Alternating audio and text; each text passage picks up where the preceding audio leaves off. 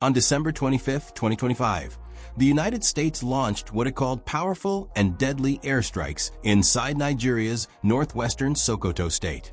American Navy warships in the Gulf of Guinea fired Tomahawk missiles at what officials claimed were Islamic State targets in the Bonny Forest. 16 precision-guided munitions were deployed in the span of 90 minutes. The operation was framed as a counter-terrorism victory, a decisive blow against extremism on African soil. But what happened next revealed something far more destabilizing than a simple military raid. It exposed a fracture running through West Africa's most powerful nation, a fracture that could reshape the entire region.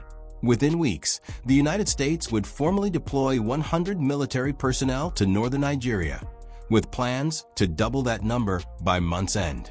The Trump administration was entering Nigeria's security architecture not as a partner, but as something more, as a direct actor in a war that Nigerians themselves are increasingly questioning. And that questioning is where the real crisis begins. Because here's what most analysts missed. The Christmas strikes weren't universally welcomed in Nigeria. Frontline soldiers fighting Boko Haram told journalists they rejected the idea of American intervention. Muslim organizations released statements accusing the U.S. of neo-imperialism. Civil society groups demanded parliamentary hearings. And across Nigerian social media, a narrative emerged that was strikingly similar to one spreading through the Sahel. A narrative about Western interference, sovereignty being eroded, and a new ideological momentum gaining ground in the region. This is the story of how an operation designed to demonstrate Western military commitment to Nigeria may have instead triggered exactly what the U.S. feared most: a cascade of anti-Western sentiment inspired by the very countries the West is trying to contain. Let's start with the context, because without it, none of this makes sense. For the past 3 years, a seismic shift has been occurring in the Sahel, the vast, semi-arid region stretching from Mauritania to Chad. In September 2023, following a military coup in Niger, 3 countries took an unprecedented step. Mali, Niger, and Burkina Faso announced the formation of the Alliance of Sahel States, or AES. It started as a mutual defense pact. It evolved into a confederation. And by January 2025, all 3 countries formally withdrew from ECOWAS, the Economic Community of West African States, the regional bloc that had defined West African politics since 1975. The withdrawal was not quiet. The 3 military leaders, Assimi Goïta of Mali, Abdourahmane Tiani of Niger, and Ibrahim Traoré of Burkina Faso, explicitly described ECOWAS as a threat to their sovereignty. They accused the bloc of being too close to the West, too focused on Western interests, and hostile to their revolutionary projects. More importantly, they framed their exit not as isolationism, but as liberation. They were rejecting what they called a neo-colonial arrangement and pivoting toward new partnerships, chief among them Russia. By late 2025, the AES had established a joint military force. It had launched its own currency initiative. It had created a confederation passport. It was building institutions that directly competed with and contradicted ECOWAS. And it was doing all of this under a banner of reclaiming African sovereignty from Western influence. This is where Nigeria becomes crucial. Nigeria chairs ECOWAS. Nigeria is West Africa's largest economy, military power, and demographic anchor. Nigeria's President Bola Tinubu sits at the center of everything ECOWAS represents. And as the AES consolidated power, as the rhetoric about Western imperialism grew louder, and as Russian military advisors moved into Mali and Burkina Faso, Nigeria remained trapped in an increasingly impossible position. It was leading a regional bloc that was hemorrhaging members to an ideologically coherent, if authoritarian, competitor. The Trump administration's response was characteristically direct. When Trump took office in January 2025, one of his early moves involved threatening Nigeria over religious persecution. The accusation of a Christian genocide was crude, contested, and widely rejected by analysts and Nigerians themselves. But the threat of military intervention, sanctions, and economic pressure was real. Faced with coercion from Washington, Tinubu's government capitulated. By December, Nigeria had quietly agreed to U.S. airstrikes on its soil. Days after Christmas, American missiles were landing inside Nigerian territory. The stated justification was counterterrorism. The Islamic State Sahel Province, or ISSP, had been expanding operations in northwest Nigeria. Kidnappings were surging. Armed groups linked to Al-Qaeda and ISIS were consolidating territorial control. From a security perspective, the case for U.S. support seemed reasonable. Nigeria's military is stretched thin. Its resources are finite. Its technology is aging. American assistance, intelligence, surveillance, precision weaponry could theoretically tip the balance. But the perception of that operation, especially when viewed through the lens of the Sahel insurgency, was something else entirely. The timing was devastating. Just 1 week before the American airstrikes, the AES had launched its Unified Joint Military Force in Bamako. 5,000 troops from Mali, Niger, and Burkina Faso stood together in ceremony, pledging to defend each other and reject Western military presence in their territories. Their unified force was a direct refutation of the old Western-backed security architecture. They framed it as self-reliance. They framed it as Pan-African solidarity. And then, 7 days later, the United States demonstrated that it would strike inside West Africa without needing permission from regional blocs, without asking ECOWAS, and without restraint. For the AES and for growing constituencies inside Nigeria, the message was clear. The West was not retreating. It was escalating. The reactions came swiftly. In February 2026, Muslim organizations in Nigeria released statements describing the U.S. deployment as neo-imperialist terrorism. The Muslim Rights Concern, a major civil society organization, demanded clarification on why American troops were deployed specifically to protect Christians while ignoring what they characterized as religious persecution against Muslims in southern Nigeria. They argued that the selective framing of the conflict as a Christian versus Muslim issue had already begun to create space for sectarian violence and Christian harassment of Muslims. More significantly, frontline Nigerian soldiers told journalists they opposed the American presence. Speaking anonymously from bases in Yobe and Sokoto states, soldiers insisted that foreign intervention would worsen their situation, not improve it. They argued that the problem was internal, bad governance, corruption, lack of resources, and that American boots on the ground would only validate the narrative that Nigeria was a puppet of Washington. One soldier said directly, "The crisis will not end, and Nigerians will suffer." This is not the language of military brass following orders. This is the language of soldiers questioning the direction their government has taken. Is this a strategic move or the start of a larger shift? The question matters because what's happening in Nigeria right now mirrors what happened in Mali, Niger, and Burkina Faso in the years before their coups. You'll see why this moment matters. In each of those countries, the military became increasingly alienated from Western presence. Officers felt that French and American advisors were imposing tactics and priorities that didn't align with national needs. Soldiers grew frustrated with the corruption of civilian governments that depended on Western support. And gradually, military institutions began to see Western partnerships as liabilities rather than assets. When coups came, they were often justified in precisely these terms. The military was reclaiming the state from Western domination. Nigeria's military, the Nigerian Armed Forces, is far more institutionalized than the militaries of the Sahel countries. It has not experienced a coup in decades. It maintains professional structures and chains of command. But it also operates under conditions of extreme stress. Soldiers are deployed for months at a time in environments where they lack basic equipment, suffer casualties, and face an enemy that seems to multiply rather than diminish. Decades of Western military support has not produced victory. And now, American troops are arriving not to replace the burden, but to add a new layer of external presence to an already fractured command structure.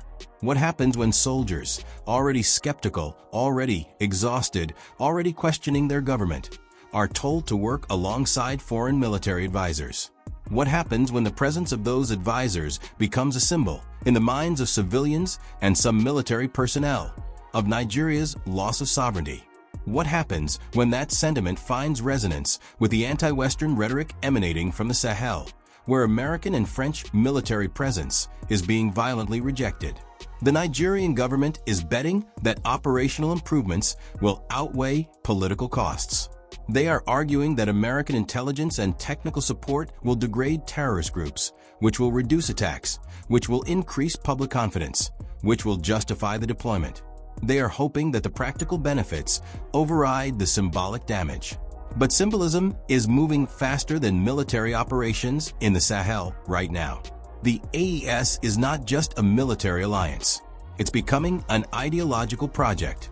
Its leaders are explicitly anti-Western, explicitly pro-Russian, and explicitly nationalist. They use rhetoric about African sovereignty, about reclaiming the continent from colonial domination, about building institutions that serve Africans rather than foreign powers.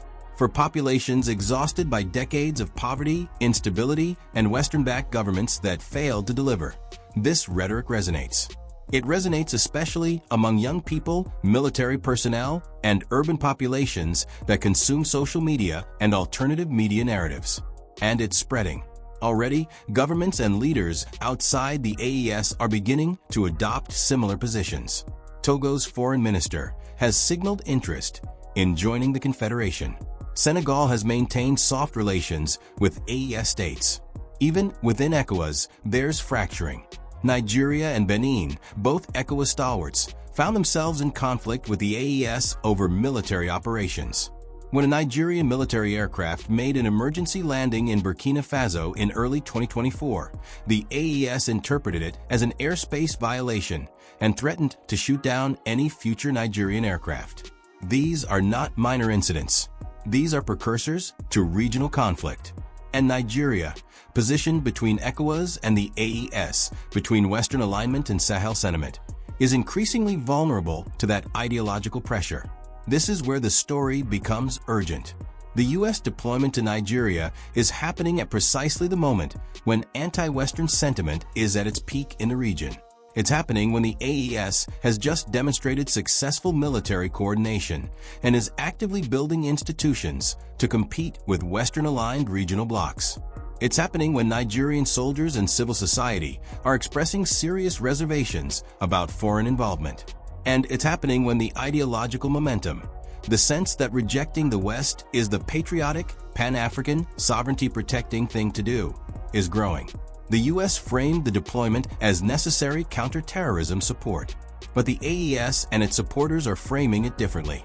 They're framing it as proof that ECOWAS countries haven't actually gained sovereignty, that they remain vassals of Washington, that they're allowing foreign troops to occupy their soil in service of Western interests.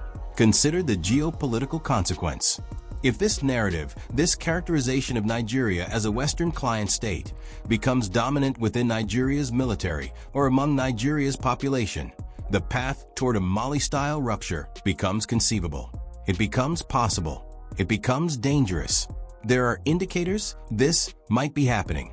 In February 2026, a Nigerian soldier serving with the UN made a public statement saying he would rather resign than take orders to fight his homeland if the US invaded. He said this not in secret, but on Facebook, openly challenging the government's direction. He was not court-martialed or disappeared. He was left standing. That kind of public dissent, especially from military personnel, suggests that the narrative questioning US involvement has already taken root. When you add to this the fact that Nigeria's security situation has not improved despite decades of Western military assistance, when you acknowledge that American airstrikes have a history of civilian casualties in the region, when you recognize that some of the missiles deployed in the December operation failed to detonate, the faith in Western military solutions begins to erode. And as faith erodes, alternatives become attractive. The alternatives being offered by the AES are not liberal. They're authoritarian. Military governments in Mali, Niger, and Burkina Faso have committed documented human rights abuses. They have overseen summary executions. They have used counterterrorism as cover for political repression. But they are offering something that Western governments are not: a consistent narrative of national sovereignty, a clear rejection of foreign interference, and institutions that are visibly African-led rather than Western-directed. For populations and soldiers that are exhausted, that's a powerful offer. Offer dignity and sovereignty, even if it comes with repression, and people will choose it over foreign domination, even if that domination claims to bring security. This is not inevitable. Nigeria is not going to become Mali overnight. The Nigerian military has stronger institutions. Civil society in Nigeria is more robust. The government still commands legitimacy in many quarters. But the trajectory is concerning. The ideological momentum is real. And the U.S. military deployment, well-intentioned or not, may have accelerated a process that NATO and Washington wanted to prevent. What happens if segments of Nigeria's military begin to see Western partnership as a liability? What happens if nationalist movements, inspired by the AES model, begin to gain ground within Nigeria? What happens if the government feels pressure from both above, from Washington demanding access and results, and below, from populations and soldiers questioning whether Nigeria should be hosting foreign troops at all?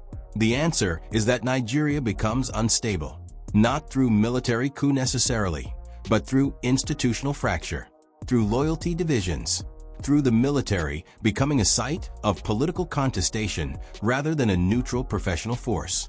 And once that happens, once the military becomes fractured along lines of foreign policy, the state itself becomes vulnerable. The international community would not survive a Nigeria-sized rupture from the Western-aligned order. Nigeria's 200 million people, its oil wealth, its strategic location, its influence in West Africa. None of this could be accommodated within a scenario where Nigeria pivots toward Russia and authoritarian Sahel structures. And yet, that scenario is moving from theoretical to possible. The U.S. deployment is supposed to prevent exactly this kind of outcome. The logic is show strength, demonstrate commitment, degrade terrorist groups, and maintain Nigeria within the Western security orbit. But the execution may have the opposite effect. By inserting American troops into a conflict that's become symbolically loaded with questions about sovereignty, by doing so without transparent democratic debate in Nigeria, by arriving at the exact moment when anti-Western sentiment is peaking in the region, the U.S. may have accelerated a realignment that it sought to prevent. This is where geopolitical momentum matters. Movements gather force through accretion, small decisions, each one making the next one more likely, each one bending the trajectory further in a particular direction. The AES withdrawal from ECOWAS seemed shocking when it happened. The formal confederation seemed unlikely. The joint military force seemed aspirational. But each step, once taken, made the next step inevitable. Now, the AES isn't just a breakaway bloc. It's a functioning alternative structure competing for legitimacy. Nigeria is beginning to experience similar pressures.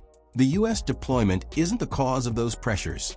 The cause is deeper, rooted in governance failures, security crises, and the particular form of Western influence that has left Nigeria dependent without secure.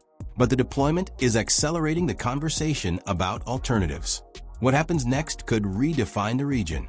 The most optimistic scenario: U.S. military support actually works. Intelligence improves. Terrorist groups are degraded. Security conditions improve. Trust in the partnership is restored. The AES remains contained within its 3 member states. Nigeria consolidates around ECOWAS and Western alignment. Stability prevails. The middle scenario: security improves modestly, U.S. presence becomes normalized, but anti-Western sentiment persists. Nigeria maintains formal ECOWAS membership while gradually developing stronger ties with Russia and Chinese military partners. The country becomes a site of competing foreign influence rather than Western-aligned. Stability is maintained, but Western influence erodes. The worst scenario: security deteriorates, public opposition to the U.S. deployment grows.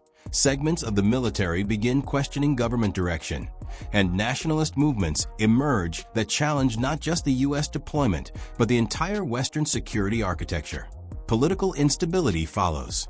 The military becomes fractured, and Nigeria begins a process of realignment toward alternative partnerships.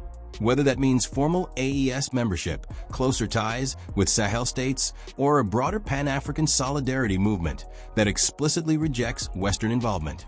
We're not in the worst scenario yet, but each month that passes without clear security improvements, each report of civilian casualties, each public statement from soldiers or activists opposing the deployment, moves the needle in that direction. And the AES is watching. The leadership in Bamako, Niamey, and Ouagadougou are seeing whether Nigeria will follow their path or resist it. They're making their pitch in social media, in youth networks, in military circles. The months ahead are critical. Will the U.S. deployment produce tangible improvements in Nigerian security? Will the government invest in transparency and democratic debate about the deployment? Will civil society be able to oppose the deployment without state repression? Will the AES consolidate power in the Sahel, or will it face internal contradictions that weaken its appeal? The answer to these questions will determine whether Nigeria remains a Western-aligned ECOWAS pillar, or whether it becomes the next fracture point in West Africa's geopolitical realignment. What's certain is this: the era of unquestioned Western military presence in West Africa is ending. Soldiers like those in Sokoto and Yobe states, civil society organizations across the region, and military governments in the Sahel have all made clear that they want a different arrangement. The question for Nigeria is whether Abuja can navigate that transition without losing state coherence, or whether the pressure from below and the pull from the Sahel will accelerate a rupture that the military, the government, and the international community are not prepared to manage. The Christmas airstrikes were supposed to be a reassertion of Western capacity, but they may have instead marked the moment when the Sahel's momentum began to genuinely threaten the Nigerian state itself. And that changes everything about what comes next.